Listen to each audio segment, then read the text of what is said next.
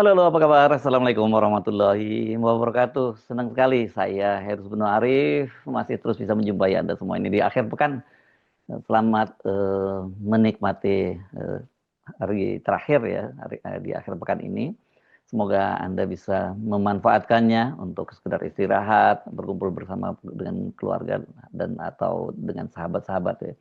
Saya akan mengajak Anda untuk berbincang kembali soal Pak Joko Widodo, ini mantan presiden yang disebutkan sempat menghilang selama lebih dari sepekan. Akhirnya ini benar-benar muncul lagi. Kenapa saya sebut benar-benar muncul dan pakai tanda petik ya, karena kali ini Jokowi mengunggah video di akun Instagramnya sedang naik all terrain vehicle, ini kendaraan yang multifungsi gitu ya. Ini dia sedang naik ATV di pantai bersama dengan cucu-cucunya. Bukan hanya foto, sangat mudah diedit ini. Jadi ini kelihatannya Pak Jokowi ingin menunjukkan bukti sesungguhnya lah gitu, bahwa dia masih sehat nih, kira-kira seperti itu ya. Nah, kenapa mesti harus pakai tanda petik? Ya, karena tetap saja banyak yang meragukan apakah itu video baru atau video lama. Pasti masih ada yang tetap meragukan bahwa itu jangan-jangan kayak sebelumnya, foto sebelumnya, dan itu hanya editan. Karena sekarang ini kan memang mudah dengan menggunakan AI itu mengedit apapun gitu, termasuk yang video orang berbicara dan sebagainya sekarang persis banget begitu ya. Jangan salahkan kalau publik, kalau banyak yang tetap suuzon, berprasangka buruk kepada Joko Widodo ini. Ya karena ini kan karena perilaku dari Pak Jokowi sendiri yang dikenal sebagai orang yang kalau sen kanan itu belok kiri. Jadi saya penting mengingatkan ini, apalagi untuk para pejabat publik, orang biasa saja itu kan diingatkan bahwa ya sekali lancung ke ujian selamanya tidak akan dipercaya. Itu yang terjadi saya kira pada Pak Joko Widodo ini. Sehingga walaupun dia kemarin sudah mengunggah fotonya, kemudian sekarang ini mengunggah videonya, banyak juga yang masih tetap seuzon, berprasangka buruk bahwa itu bukan benar-benar dia kondisi realnya yang sekarang gitu. Video itu diunggah di akun Instagram Joko Widodo itu Sabtu malam. Tadi malam ya, narasinya pagi ini saya mencoba naik ATV di pantai bersama cucu. Ternyata sulit sekali untuk berhenti dan itu diberi emoticon tersenyum.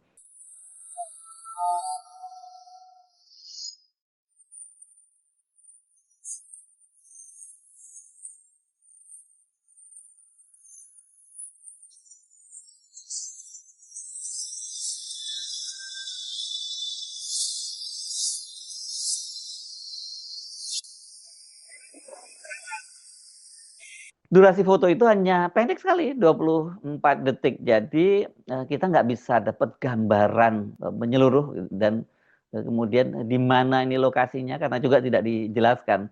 Yang tadi kan terlihat bahwa Joko Widodo itu dia naik ATV sendirian, sementara 3 orang cucunya, ini anak dari Kahiyang Ayu dengan Bobi Nasution, itu naik ATV yang lain bersama dengan seorang pasukan pengawal presiden berbadan gede yang ini selalu melekat, ini kelihatannya Walkat atau Walpri ini karena kan memang terbatas sekarang, jadi mungkin antara Walkatnya dan Walprinya jadi satu lah gitu yang ini namanya Kapten Windra Tanur, dan kemudian ada tadi ajudannya yakni Komisaris Polisi Sarif Fitriansah. Kalau lihat lokasinya ini ya memang jelas itu terlihat di pantai, tapi bukan pantai terbuka ini ya kelihatannya. Dan kalau tadi ada bagian tertentu yang kurang cantik ya lokasinya, kelihatannya ini pantai private. Jadi kemungkinan benar seperti yang dikatakan oleh Luhut Binsar Panjaitan di tangan kanan Jokowi waktu dia masih memerintah dulu, bahwa dia itu sekarang tengah berada di Bali.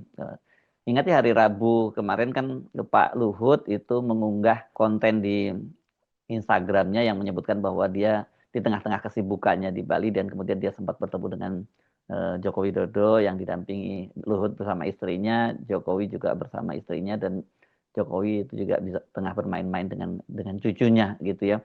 Tapi pada waktu itu kemarin itu seperti halnya juga foto yang diunggah oleh Pak Jokowi, mereka nggak percaya gitu karena Pak Luhut tidak menunjukkan foto kebersamaan dia dengan Joko Widodo.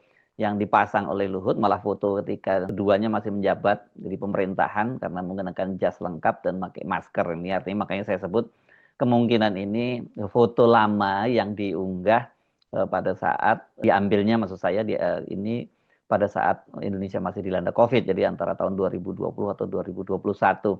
Padahal kan sebenarnya kalau Pak Luhut memang ingin menunjukkan bahwa Pak Joko Widodo itu betul-betul sehat, ya tunjukkan dong fotonya bersama dengan Joko Widodo. Ini kan sekarang kalau berlaku no picture itu hoax disebutnya begitu ya. Dan kalau kita lihat lokasinya konsisten dengan unggahan di X dan Instagram dari Joko Widodo pada hari Kamis lalu ya, yang diunggah sehari setelah Luhut mengunggah di akun Instagramnya. Saat itu kan dia sedang memperhatikan 3 orang cucunya yang sedang bermain. Jadi kalau dari sisi ini kita lihat konsisten ya, berarti foto-fotonya Jokowi itu mengambil jarak dengan cucu-cucunya ya.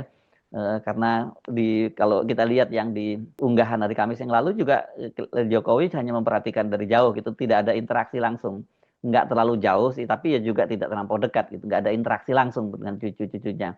Terus kemudian sekarang juga begitu, dia tidak lagi bersama cucunya karena dia naik sendirian ATV-nya itu. Apakah ini ada kaitannya juga dengan penyakit yang dideritanya? Ini juga saya kira menimbulkan tanda tanya. Nah, Jokowi juga konsisten ini menggunakan dress code yang ini kalau anak muda sekarang nyebutnya saltum ya, salah kostum. Masa main di pantai tetap menggunakan celana hitam dan baju putih ini. Ini betul-betul rupanya kalau untuk branding Pak Jokowi itu tetap konsisten ya, walaupun dia sudah tidak jadi presiden, dia tetap menggunakan hitam putih. Ini luar biasa nih konsistensi soal ini. Tapi ya kok sampai di pantai pun juga tetap menggunakan celana hitam dan baju putih, dan ini banyak juga disoroti oleh netizen. Sekilas kalau kita lihat penampilannya Pak Jokowi memang lebih segar ya. Hanya saja wajahnya memang tidak terlampau terlihat. Apakah belangnya lebih memburuk atau membaik, dan kalau sekilas nggak terlalu kelihatan, tapi itu kan bisa aja di make up atau menggunakan apa ya, dengan obat dan sebagainya yang kita tidak tahu. Tapi kali ini kita tidak bisa mendapatkan informasi yang detail tentang bagaimana wajahnya. Hanya kita melihat fisiknya secara keseluruhan. Toh gitu kalau sejak kemarin-kemarin kita juga memang dapat gambaran bahwa yang kelihatan parah banget itu adalah bagian wajah sampai ke kepala, rambutnya yang sudah mulai rontok dan sebagainya. Sementara kalau pergerakan tubuhnya dia masih tetap bisa bergerak, walaupun itu terlihat sangat lamban ya dalam beberapa, termasuk ketika dia berangkat ke luar kota yang dia waktu itu, kita kan lihat gerakan tubuhnya itu lamban, kelihatan sekali bahwa ya memang kondisinya tidak sehat gitu. Kemunculan Jokowi ini jelas maksudnya untuk apa ya, menepis kecurigaan netizen sebelumnya bahwa foto yang diunggah itu hanya editan. Ini karena kalau kita lihat ini perannya, ini kalau kita ngomongin di syuting film gitulah ya. Pemerannya waktu itu kan terbatas ya, hanya Jokowi, waktu foto-foto itu hanya Jokowi dengan 3 cucunya. Kali ini lebih lengkap, ada pengawal, ajudan, dan babysitter. Kemunculan video ini sekali lagi jelas membuat lega para pendukungnya. Hal itu terlihat dari komen-komen mereka yang menyatakan kegembiraan dan rasa syukur karena Joko Widodo masih terlihat sehat. Setidaknya masih bisa beraktivitas. Sebab dengan menghilang selama sekitar 10 hari, dia berangkat dari Solo kan Kamis 26 Juni dan muncul kembali kemarin Sabtu 5 Juli. Ya ini pas lah selama 10 hari. Benar-benar ini membuat para pendukungnya khawatir. Tapi kenapa kok dia terkesan main peta umpet gitu ya? Dan selain tadi itu kan hit and run ya, muncul foto dulu, sekarang baru setelah dicurigai edit muncul video dan sebagainya, dan tetap konsisten tidak mau menyebutkan di mana lokasi dia berada. Sementara tentu tujuannya yang secara langsung adalah ini bukan hanya untuk membuat lega para pendukungnya. Ya, saya melihatnya ini yang lebih utama itu adalah pesan politik. Karena bagaimanapun juga keluarga Jokowi ini saat ini berada dalam tekanan yang sangat berat ya. Pertama tentu saja kasus soal Jokowi pribadi, ini soal ijazah palsunya. Kedua juga kalau dari sisi putranya Wakil Presiden Gibran Rakabuming sedang terancam pemakzulan. Ketiga, nah ini yang saya kira tadinya mungkin nggak banyak diprediksi, ya kasus Bobi. Bukan kasus Bobi sesungguhnya, kasus orang dekat Bobi, Topan Obaja Ginting, Kepala PUPR Sumatera Utara yang di OTT oleh KPK. Gitu. Ini KPK juga kok bikin apa? Kok mulai cari gara-gara dengan Pak Jokowi. Ini kan ada urusannya dengan menantunya Pak Jokowi. Nah, yang keempat ini juga yang mungkin tidak banyak diperhatikan karena ini baru menjadi spekulasi dan rumor, yakni soal reshuffle kabinet. Isu dugaan ijazahnya Pak Jokowi itu juga ijazah palsunya itu kan sekarang melebar kemana-mana kan, bahkan kemudian menyasar figur lain seperti Profesor Paiman Raharjo, pendukungnya yang menjadi ketua relawan sedulur Jokowi dan pernah diberi kedudukan sebagai wakil menteri desa ya walaupun hanya sebentar setelah reshuffle itu ya. Pak Iman Raharjo itu sekarang sedang jadi bulan-bulanan publik karena dia dituduh menjadi aktor pencetak ijazah palsu Jokowi di percetakan miliknya di Pasar Pramuka Pojo. Ya ini gara-gara dia sendiri terlalu ikut-ikutan reaktif gitu jadinya ya sekarang dia dikulik-kulik oleh banyak orang termasuk yang paling membuat saya kira membuat Pak Iman terpojok itu ya ketika ada seorang agen mantan Badan Intelijen Negara yakni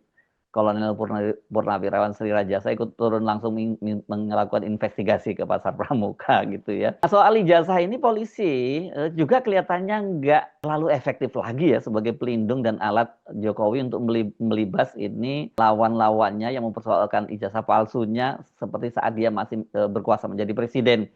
Kemarin kan terlihat Jokowi di atas angin dengan apa yang dilakukan oleh Bareskrim Mabes Polri itu yang menyatakan bahwa ijazahnya asli. Tapi belakangan ini kan kemudian terlihat bahwa itu mereka tertekan, didesak oleh tim pembela ulama dan aktivis untuk melakukan gelar perkara ulang atau gelar perkara khusus gitu dan kemudian disetujui kemarin. Tapi sayangnya rencana itu kemudian ditunda gitu. Tapi tetap saja walaupun ditunda sudah ada persetujuan untuk melakukan gelar perkara ulang itu juga bukan hal yang itu bukan sinyal yang biasa ya. Kalau Jokowi masih punya kekuasaan yang kuat di kepolisian pasti nggak mungkin itu terjadi. Begitu juga dengan rencana pemeriksaan Roy Suryo dan kawan-kawan oleh Polda Metro Jaya. Ini bukan kasus laporannya Jokowi tapi laporan para relawan yang berkaitan dengan Undang-Undang ITE. Ini juga nggak terlaksana ini. Kita bisa menduga bahwa pasti ini ya bahwa gelar perkara ulang dilakukan, tapi kemudian ditunda, kemudian pemanggilan Roy juga kok sudah disampaikan oleh juru bicara Polda Metro Jaya, Kabitumas Polda Metro Jaya. Ternyata kemudian undangan klarifikasinya menurut Roy Suryo juga dia tidak pernah terima gitu. Ini menunjukkan bahwa polisi memang pasti tengah wait and see ya, melihat situasi ini kemana arah angin kekuasaan ini berembus gini. Karena kalau mereka terus-menerus jadi alat dan bumper Joko Widodo, sementara kemudian arah angin kekuasaan berubah, mereka bisa cilaka gitu. Pasti polisi juga nggak mau seperti itu ya. Sementara Gibran tekanannya juga kuat banget. Ini ada pemakzulan ya, selain para purnawirawan kan kemudian DPR mau nggak mau juga harus merespon soal ini. Kemudian juga gerakan-gerakan mahasiswa ikut mendukung dan yang ini cukup menarik ini nanti kaitannya dengan politik yakni ini ada advokat Perekat Nusantara dan TPDI, Tim Pembela Demokrasi Indonesia yang kita tahu lah ini afiliasinya kalau TPDI ini dengan PDI yang mereka memberikan ultimatum agar Gibran itu dalam waktu 7 kali 24 jam mengundurkan diri sebagai wakil presiden. Saya lupa hari keberapa ini ya, pokoknya waktunya waktu itu 7 kali 24 jam gitu. Walaupun ini tentu saja manuver politik dengan instrumen hukum, tapi tetap saja itu jadi tekanan secara public opini gitu ya, memberikan penyadaran pada publik bisa loh dilakukan langkah-langkah semacam itu gitu. Soal Bobby bagaimana? Bobby ini sekarang juga masih jadi sorotan dan terus ditekan oleh publik agar KPK itu segera memeriksanya. Ini berkaitan dengan ditangkapnya OTT-nya Topan Obaja Ginting, Kepala Dinas PUPR Sumatera Utara yang dikenal sebagai orang kepercayaan dia. Jadi operator politik dia ini. Dan di sini terlihat KPK itu kelihatannya mulai terlihat melepaskan diri dari bayang-bayang Joko Widodo. Karena bukan hanya kasus Bobby, tapi ada juga kasus Khofifah Indar Parawansa, ini kasus bantuan APBD untuk kelompok-kelompok masyarakat di Pemprov Jawa Timur, yang kemarin-kemarin Khofifah sama sekali nggak diutik-utik, sekarang malah sudah dipanggil walaupun Khofifah belum datang. Kemudian kasusnya mantan Menteri Agama Yakut Khalil Qomas yang diduga memainkan kuota haji itu juga kan sudah mulai ditelisik oleh KPK begitu. Dan yang terbaru nih Bobby, ya KPK udah lumayan lah karena mereka sendiri juga menyatakan bahwa mereka ini sedang follow up atau memfollow kemana aliran dananya gitu. Jadi kalau ada duit ke Bobby akan diperiksa.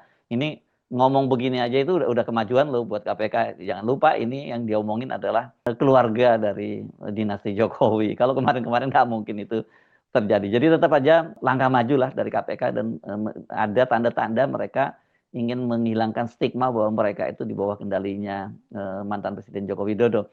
Hanya saja ini memang kalau kita melihat KPK masih agak mendua ini ya, terutama misalnya dalam kasus Hasto, ya kasus Sekjen DPP PDIP yang tengah disidangkan di Pengadilan Tipikor itu kan ini pekan lalu ya pekan ini kan udah hari Ahad ya pekan lalu berarti ya.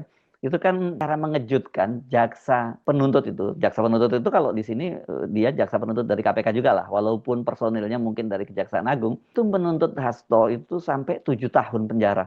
Ini gila banget untuk kasus seperti Hasto itu yang dia menyuap komisioner KPU maksud saya.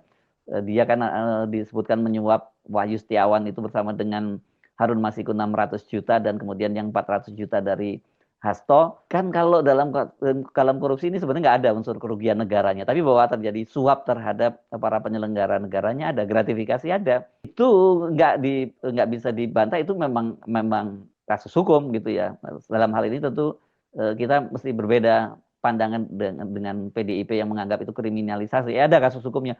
Tapi bahwa kemudian ini merupakan dampak dari permusuhan antara PDIP dengan Joko Widodo karena Joko Widodo dipecat dan kemudian Hasto dijadikan tersangka, ya iya juga karena banyak sekali kasus-kasus lain yang jauh lebih besar dari kasus Hasto, kenapa nggak ditangani dan Hasto kelihatannya mendapat prioritas. Dan yang mengejutkan ini kok jaksa menuntutnya sampai 7 tahun. Kalau 7 tahun ini kan berarti Hasto nggak bisa lagi punya jabatan publik ya, tetap kalau di jabatan partai ya masih tetap bisa. Tapi kalau di publik udah nggak bisa, tuntutannya kan 5 tahun ya, aturannya seperti itu. Hasto ini kalau kita ngomongin soal Hasto, itu ada kaitannya ya, jadi bebas atau tidaknya Hasto dalam kasus ini ada kaitannya dengan reshuffle kabinet ini karena dan tentu reshuffle kabinet ini juga masuknya Jokowi ke pemerintahnya Prabowo karena Hasto ini adalah salah satu syarat agar PDIP itu bisa bergabung atau bersedia bergabung ke pemerintahnya Prabowo. Ingat ya, ini prosesnya ketika Hasto waktu itu ditetapkan sebagai tersangka saja sampai kemudian Ibu Mega